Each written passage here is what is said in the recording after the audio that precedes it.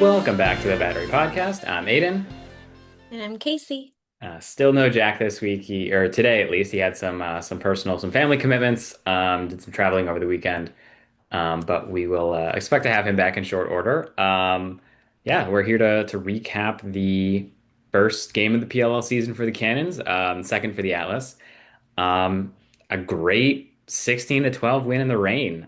Casey, I know you are at Albany, so have you dried off yet? How are you feeling? Barely. Yeah, I thought for sure that after being outside all day for the games, I was gonna wake up feeling sick, but thankfully I'm not yet.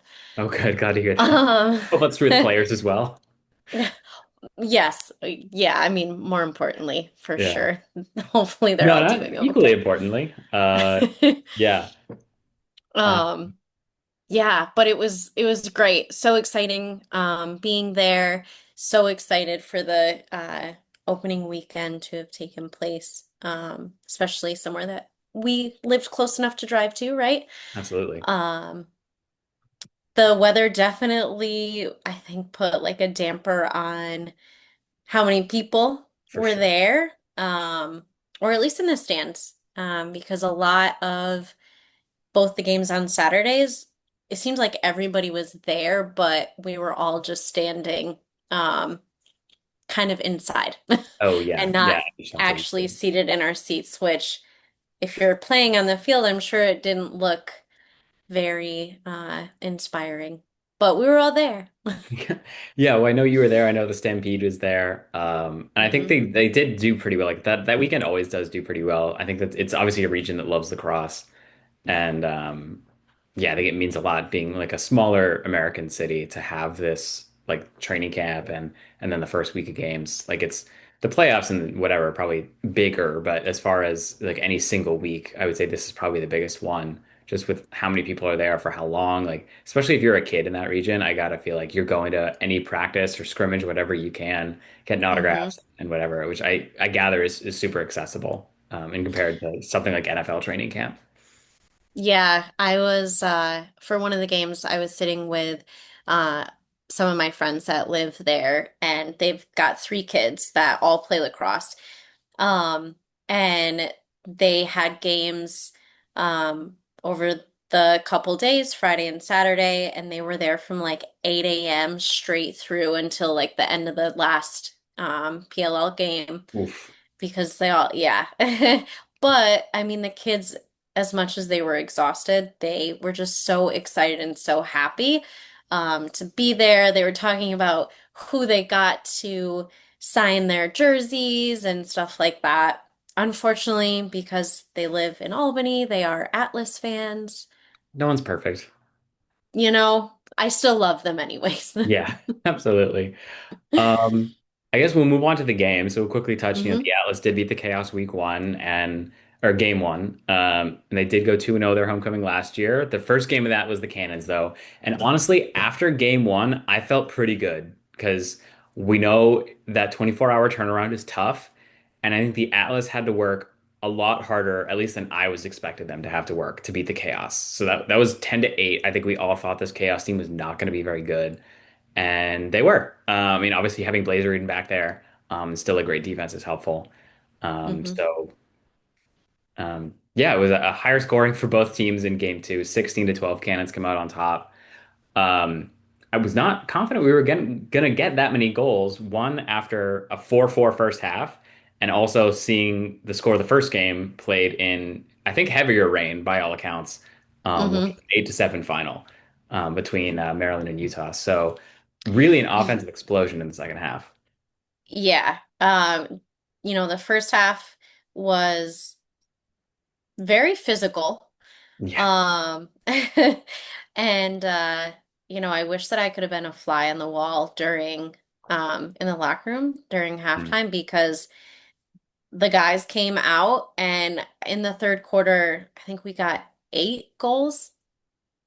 So Something like that. yeah. We Yes. just seem to be more poised, more put together, communicating really well. So whatever they talked about during halftime, it worked. Yeah, absolutely. I Clearly. think on both ends of the field because it was 2-2 in each of the first two Hmm. quarters. So again, 4-4 at halftime, and then it was yeah, so 7 goals, but it included a 2-pointer for the Cannons to Right. 3 for the Atlas, and then the Atlas did outscore the Tooch with that Cannons. two bomb.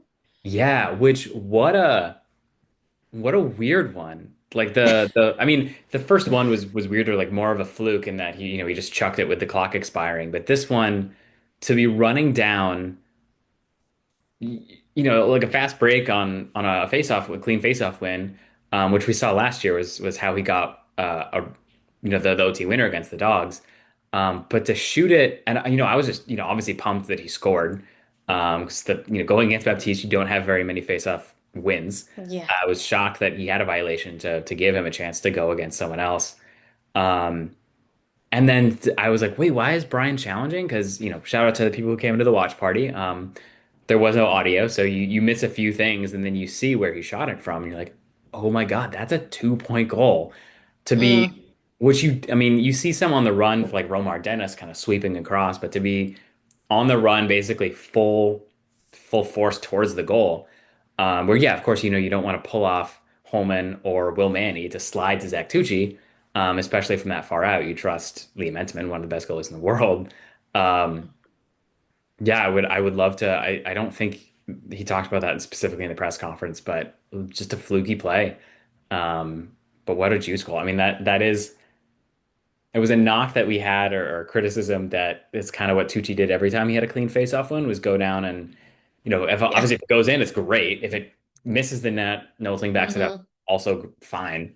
But if that's a clean save, transition the other way, and it really, not that you have a ton of time with that 32-second shot clock, but it does kind of feel like um, a waste of a possession. But Right.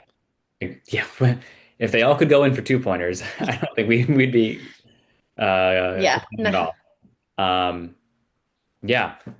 Um, Mm, so I mean, talking about Entenmann, talk about, I mean, great performances from both goalies as well. I have mhm, the stats here on the website. Entenmann, 14 saves, which is 48.3%, which shows you how many shots the Cannons had on cage. Um, mhm. and then Colin Kerr, 16 saves, 57.1%. I mean, Kurst definitely went toe to toe. I know Jack sent us an article by someone who is not thinking super highly of Colin Kurst or the Cannons in general. And I still Which probably I don't. So I just want to say something really quick because I was reading something earlier about Entman possibly being one of like or being the best goalie in the PLL ever by the time his career may end. And I mean, yeah, he's a great goalie, but I'm also like, why does Kirst not get more recognition? Maybe he does, and maybe I'm just oblivious to it. Also, I know I'm a little biased, but I just feel like, okay, but why is Kirsty's name not thrown out there more? Because he deserves it. absolutely.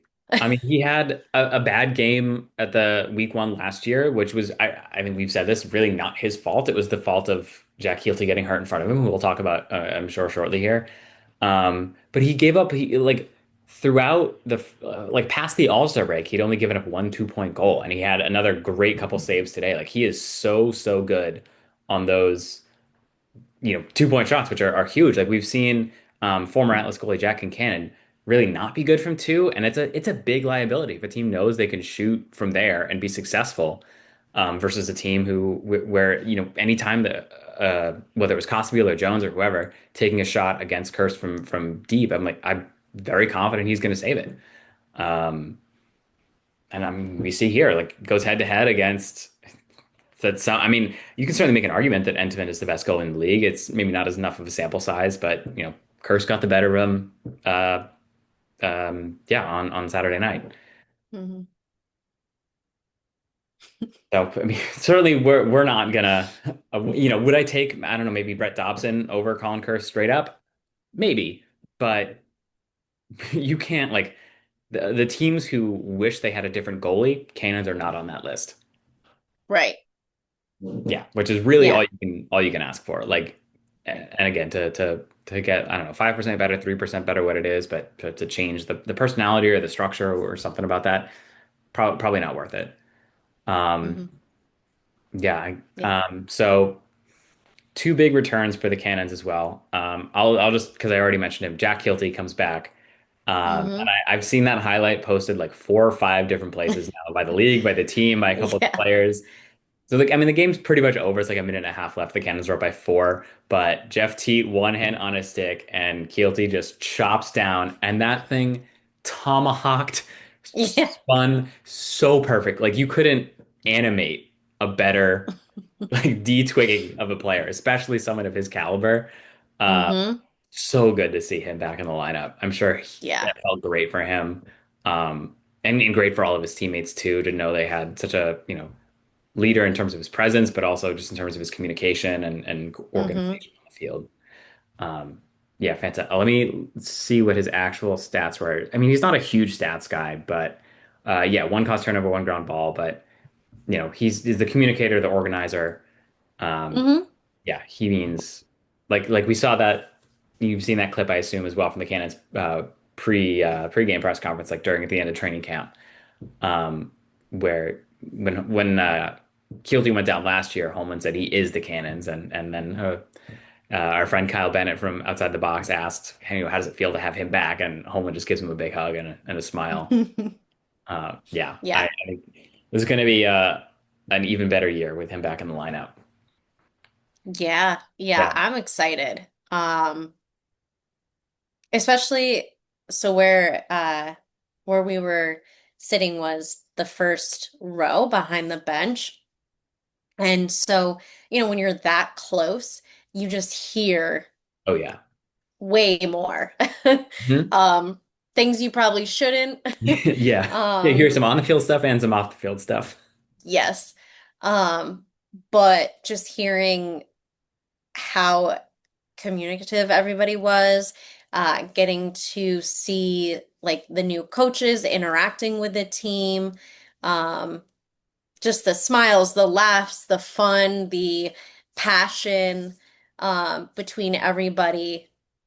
It just gave a different perspective than just watching them on the field, right? So getting to see how they're interacting off the field too left me feeling like very, very excited, that much more excited about the season and about how far we are gonna go. Yeah. Yeah, really the sky's the limit for this team, and like not to sound like an entitled fan or something, but if they don't win the championship, it's going to feel like a disappointment.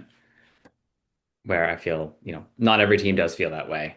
Um, but I think that I mean, especially after winning the last two Yeah, champ series, right? You're like, we did it in February, let's do it in September as well.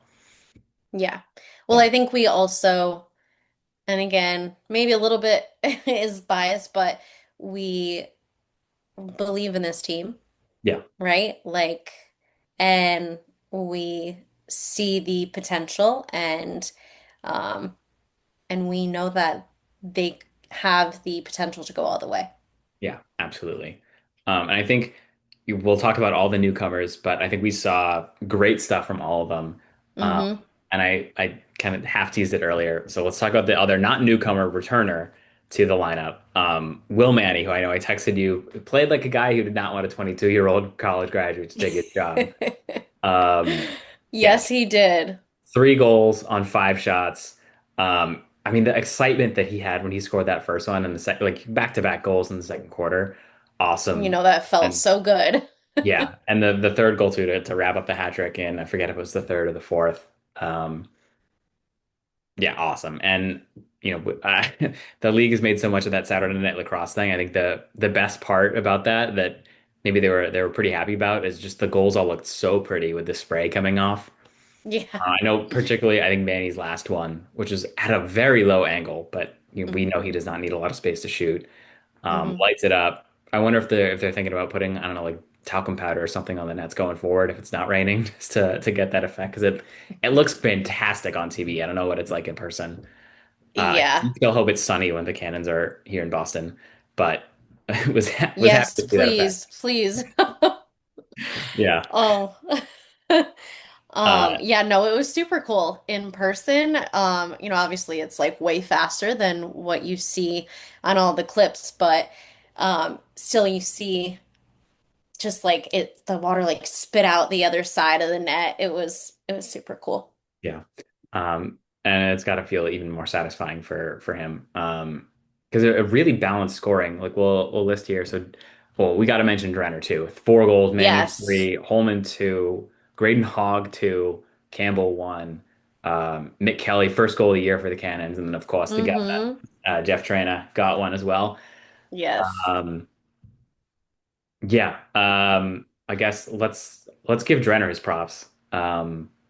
Absolutely. Yeah, 4 goals on second. And again, he started his career as an ex-attackman and to transition, like, they're Mm, usually pretty two-handed guys anyway, but to transition to be like an above the goal midfielder, dodging, cutting, like some of his goals were off ball, some of his goals were dodging. Like those are not easy things to do. And one of them was also a dime feed from Matt Campbell into a double team that he basically is like fade away through his defender shooting on Liam Entenmann. Like incredible player. yeah. Yeah, amazing addition to the locker room to the team. Like so glad that the Cannons picked him up. He's been here since they've been in the PLL since 2021. And I can't imagine he's going anywhere anytime soon. But I hope not. Yeah, yeah. No, Um, he's always been since I started really being a big fan of the Cannons, he's definitely always been a favorite of mine to watch. Um, and he was having a fantastic game. yeah. Um, yeah, again, incredible up and down the lineup. And he's going to be someone like remember he had the two-pointers against Utah last year. And then, has a game like this. And he's not a guy who needs to score or who does score necessarily every game. I think like Holman and Nolting are definitely still the workhorses, and I think Matt Campbell's going to be as well. It felt like he passed up Campbell, that is, some 2-point shots or some shots that he could have taken. Obviously can't really argue with the result. Mm, But I don't know, hopefully selfishly he gets a little bit more aggressive. And yeah. that's a diversion. My original point of like Drenner's not necessarily one of the workhorses of like expect him to get like 30, 40 points and lead the team, but he can have these games where he goes off. Um, Hmm. and like the 4 different way, like not 4 different ways, but scoring off the dodge with his left hand, scoring off ball righty, um, cutting, yeah, just an incredible player. Like so good in sixes too. Like makes a lot of sense Yeah. why he's done so well in that format. Um, yeah, and then Hogg and Mick Kelly. So Graydon Hogg has been playing this last year since he graduated college, also from the University of Albany. So I'm sure it felt great for him to be back on that field. Yeah. Uh, Playing in the NLL. He is Hmm. Canadian, so has quite an extensive box background. And I think especially on his second goal, like basically gets like grabbed by the neck and picked up by Brian Costabile, gets out of it, and then like shoots as Costabile's falling onto his back into the cage. For good measure, hits Amazing. him and comes down and lands on his head. Like what a gritty play. I was kind of surprised to see him make the lineup, honestly, and even more surprised to see him at midfield. But yeah, good move, Brian. Um, pretty good guy, pretty good player. Yeah, and Yeah. Kelly as well. So had that 1 goal, as in his first goal of the year early on, first goal of his career rather. 3 other Hmm. shots. Um, I didn't notice a ton of him after the game, but I feel like, 1 goal, guy's first game, balanced attack like that. Obviously not the best weather, like gonna take that. I'm assuming he's gonna have better games in the future. Um, Really nothing to worry about. Um, and Ben Ramsey too Hmm. got an assist on a Marcus Holman goal on a Yep. very similar kind of like um, face dodge toe drag type of play that was one of his biggest highlights in college, where instead of he like toe dragged a defender much closer to the goal and shot and scored. With this one, there's still a slide, so he passes it, and giving the ball to Marcus Holman can't really be a bad decision when he's got his hands free. Um, so let me check his defensive stats. I don't think he had. Oh yeah, 3 cross turnovers, 3 ground balls, and an assist. So yeah, I'll take that out of a late round draft pick. Um, like Right. Brian said, like Cole Schulman said, he's got a chip on his shoulder looking to prove people made a mistake, and that's a pretty good stat line to start of it. Yeah. Three cuss turnovers, three ground balls, and an assist. I'm sure a goal or two is coming his way this year as well.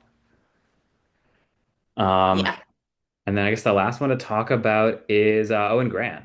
It really looked like he was going to score. I know he had some. He definitely pushed transition, which again we love to see. So two cause turnovers for him as well, two ground balls, and then he had a couple shots, which clearly did not go in. I think one or both were saved, and let's see, no, neither one was on goal. Or I don't. That's not easily available in the stats, but the point is they didn't go in. But Hmm. those are coming too as well. Like, yeah, he definitely made his presence felt in that field. I don't know. Did you kind of notice him when he was on? Because for me, watching on the broadcast, like he just looks different. Like he looks bigger. He looks Yes. stronger than. And the Cannons got some big guys back there too, like Bryce Young, Jack Hilty, and Garrett Apple. Not small men. Um, Yeah. but he's and thank goodness because he's gonna go against some tall guys too in Yeah. Jones and Costabile. Yes. Yeah, it was not as like loud of a presence, but still impactful, of course. Um, but one thing I did know, I did see him, and think it was the first time I've ever seen him in person, and I was like, wow, that kid's kind of big. Yeah, He's he's a big guy to go against. Um, I mean, he's like 6'3", I think like 230, something yeah, like that. Like that's yeah, listed at 6'3", 230. yeah, that's a big guy. Um, so yeah, I'm looking forward to seeing what comes out of him this season.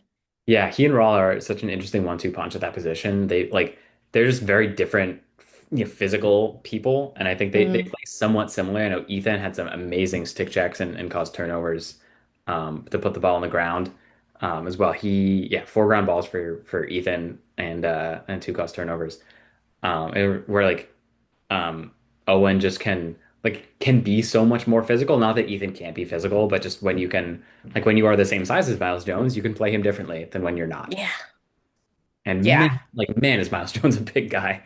He's huge. Yeah. I I actually saw him in the remember, airport coming back from Champ Series. oh, Did not say anything to him because, I was wearing all my Canon stuff. But honestly, I think even if I didn't have cannons stuff on, he's just intimidating. I don't think I'd ever say hi to him. I don't know. I'd probably look at him and just kind of like look away. yeah, I think if Um, like he's here I don't know, if he's out to dinner or something and I see him and I'm just wearing regular clothes, like my work stuff, which does not say Boston on it, probably say hi, but yeah, I still don't think I would. I think maybe he scares me a little bit. well, he's also like a foot and a half taller than you, and he's only 6 inches taller Yeah. than me. Yeah, that's true. I Yeah, remember when we were at the press conferences at Champ Series, yeah, the first time that we were in the room with him and he walked by me, I think I like maybe came up under his chest, and I was like, wow. yeah. Glad the players are sitting down for those. Yeah. Um, But yeah, so I'm glad that we've got a guy like Owen Grant, and Keelty on our team who can, size wise, they're fine. yeah, yeah, absolutely. And I know Ramsey's not a small guy either. Let's see what he is listed as. Anything can happen. Oh yeah. Oh, well, 6 feet, but 200 pounds. So yeah, he's a big dude. Um, yeah, I am. I think I don't have a ton else to say. It's definitely been too long, but do want to say thank you to the people who showed up for our watch party. It was a great time, obviously cheering on a win. We did get some people casually asking about the game as well, which you love to see. Saturday night, the bar wasn't as crazy as I've seen it, West End Johnny's, but did definitely have some good foot traffic that we look forward to. Hopefully that's still there. For all the I forget how many times the Cannons are on Saturday Night Lacrosse, but for every time we're there, I think it'll be a good crowd and just continue to grow. Um, Yeah, Casey, any final thoughts on the game? I mean, I guess my final one is I'm really curious because Will Manny played so well that it's going to be tough to justify putting Coulter Maxey in his place, but Mm, at the same time, you can't not play Coulter Maxey this year. So it's a question of do you put him right. at midfield? Do you just let Will sit? Do you like maybe if he gets banged up a little bit, you put Coulter in instead? Yeah, Yeah, tough. I mean, good decision to have, right? You have two guys you think are going to play really well, and I think have both have proved they can play really well, but um, it's going to be true. yeah, going to be interesting. But most importantly, the Cannons have a lefty attackman. They're not going to only Yes. score 4 goals in a playoff game. Oh gosh. Oh, yeah. I mean, of course, like being the first game of the season, being against New York, you're going to be fired up. You're going to be excited to be playing with each other. And then having some of our guys back too that weren't with us last season, everyone's going to be fired up and like definitely playing differently than if it wasn't the first weekend. So we'll see. Um, I would absolutely be thrilled if like we just take what we saw that on Saturday and just keep building, right? I'm sure that's the goal. But um, I'm excited. I'm Yeah, excited for the season. Yeah, it got me pumped up. yeah, absolutely. I think the most important takeaway I think is every new piece made the Cannons better. Right? Yeah. Like, not to say like you have Jonathan Donville and Verdaro, who are the protected roster, who fortunately didn't play, who also, well, Donville only played 1 game, but is a very proven player and also plays with Connor Kirst in the NLL. So, they have some great chemistry. And then Verdaro, Hmm. yeah, really came on late and I think found his stride and obviously scored the clutchest 2-point goal in the history of lacrosse in February. So it sucks. Hmm. Oh, I hope these rosters can expand in the near future. Like everyone's always talking about expansion, and getting the players to full time is more important. It's easier to do that with smaller rosters. But if we could, not to mention, like we also didn't address Danny Logan got hurt in the second half. right. And I'm not going to credit the Cannons win to that, but yeah, when you have 3 D mids and one of them is the best in the world and he gets hurt, that makes it more difficult to play defense.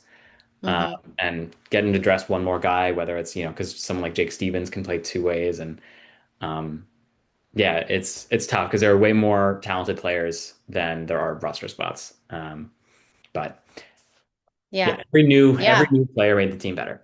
And that's all you can hope for. Yeah.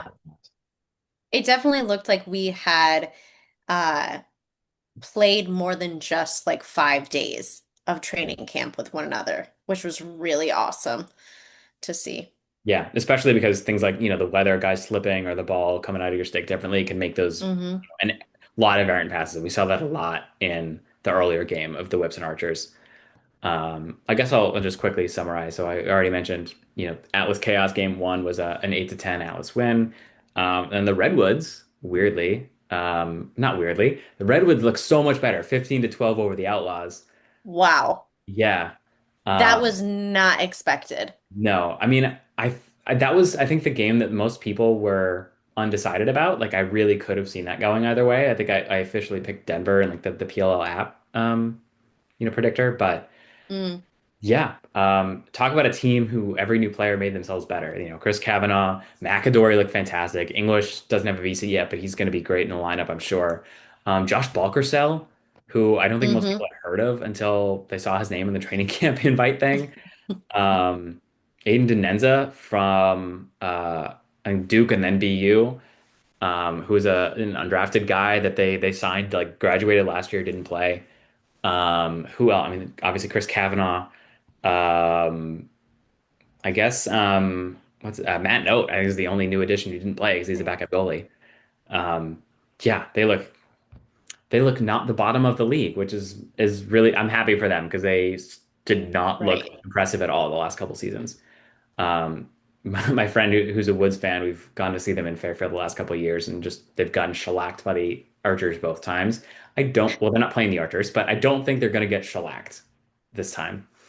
You never know. I mean, it's a tough league. Sometimes the wrong things go the wrong way, but yeah, they lost 10-3 one of those games. I think they're going to score more than 3 goals this year in all Yeah. of it. And then the Archers, the defending champs, do hold off the Whips 8-7 in a pretty miserable looking game in the rain. I'm really glad I watched that one from my apartment. Sorry, Casey. Yeah, that was pretty bad. But that is definitely I primarily was standing inside for that. Okay, good. Yeah, Yeah, yeah. because that And was miserable. yeah, and I so Cannon's next game is against the Archers. We're gonna have a more thorough kind of prediction with an Archers fan later in the week. But Grant Amon's hamstrings, man, like this is years he's been struggling. I know it was halftime or thereabouts that he let it know that he was Yeah. yeah, helmet off. Like he said, if it was like a championship game or something, he'd play through it. But it's like it's Right, like you don't want to press it when you're in the first half of the first game of the right. season. And it's just like he won. I don't think there was a Rookie of the Year award in 2020, but like he was so impressive when he was first drafted. Um, Yeah. he would like, and then he missed like so much of 2021. I think he missed a champ series because of his Hmm. hamstrings. Like if it, to see it coming up a week too, like it obviously like I think it makes the Cannon's chances a little bit better because he's a fantastic player and he Yeah. can play or can't play at full speed. But yeah, like it sucks. You think of like how many more points he would have by now, and how Hmm. many he's going to lose out on in the future. Um, Is it just like, because I mean, I was there, right? But I don't even know exactly what happened. Um, is it just like his hamstrings are like super tight? I don't know. Like it must just be something about the way his legs work, and when you push Yeah. yourself really hard for extended periods of time, like injuries happen, and you got to think like the when one happens, like with repeated use of future injuries to that same spot is more likely. Hmm. Um, so yeah, that sucks. I'm sure we'll talk about that in Yeah. more depth. That's definitely I mean, Danny Logan getting hurt obviously sucks for him, but yeah, to see Ament who, well, I don't Yeah, know the Danny Logan I injury, don't hate so I him. can't comment on it. Just the fact that Ament's hamstrings have been such a recurring thing over his career, really Yeah. unfortunate. Yeah.